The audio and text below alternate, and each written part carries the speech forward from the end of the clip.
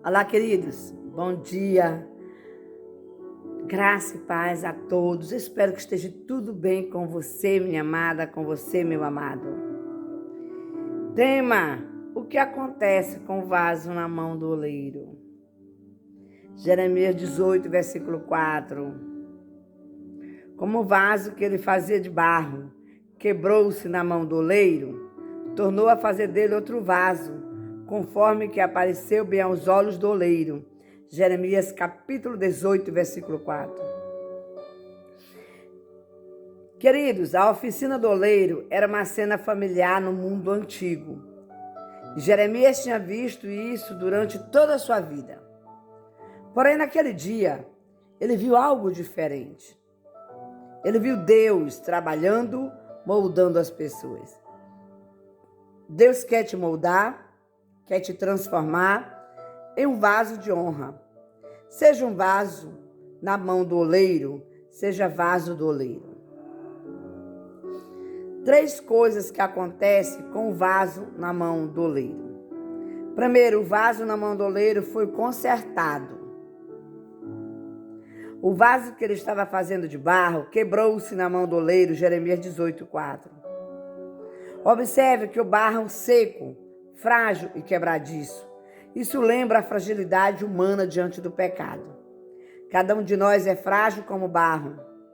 Paulo nos diz que todos nós pecamos e carentes da glória de Deus. Uma vez que o barro se quebrou, precisou da intervenção do oleiro para consertar. Assim precisa remodelar.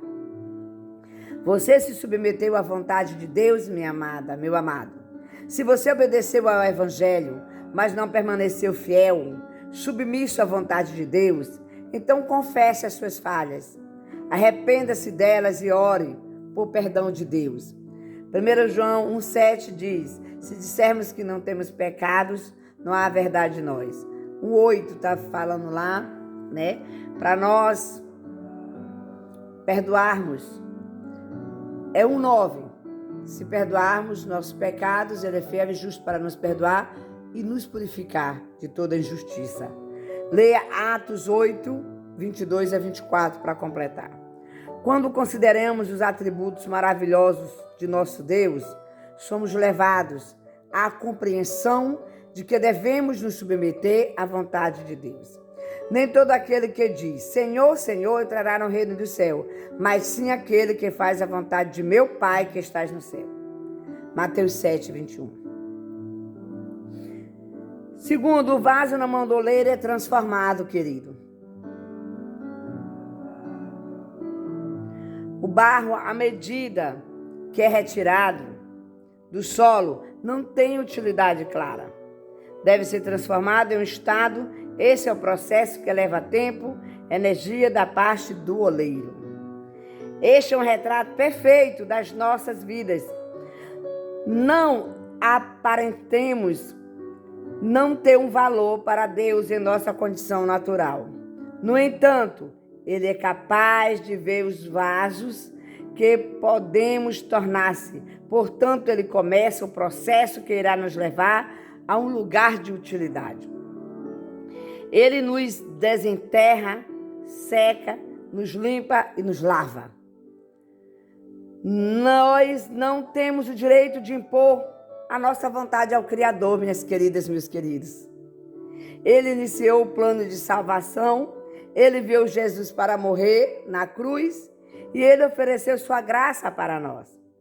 Então, como podemos saber que Deus requer de mim, que Deus requer de nós? As coisas que o olho não viu e o ouvido não ouviu e não subiram ao coração do homem, são as que Deus preparou para os que amam. 1 Coríntios capítulo 2, 9 e 11. Como os vasos moldados com um propósito na mente do oleiro, Deus moldou cada um de nós exclusivamente com um determinado propósito. O coração é picado e a convicção de Deus começa a trabalhar no coração. Deus começa o processo de moldagem, né? Nos moldando. Cada um de nós é único, distinto dos outros, porque somos formados pela mão de quê? De Deus. Amém? Aleluia. Quem você é, onde você mora, quem você encontra, o que você faz, não são apenas acidentes. Deus formou você com um propósito. E Deus colocou onde você está por razões específicas. Lembre-se disso, amada, amado. Ei, seja um vaso na mão do oleiro. Amém? O vaso na mão do oleiro é destinado à vontade do Senhor. Deus é oleiro, nós somos apenas o barro. Naamã mergulhou no Jordão, lá em 2 Reis, capítulo 5, versículo 1. Ele queria que a cura fosse feita à sua maneira, do seu jeito.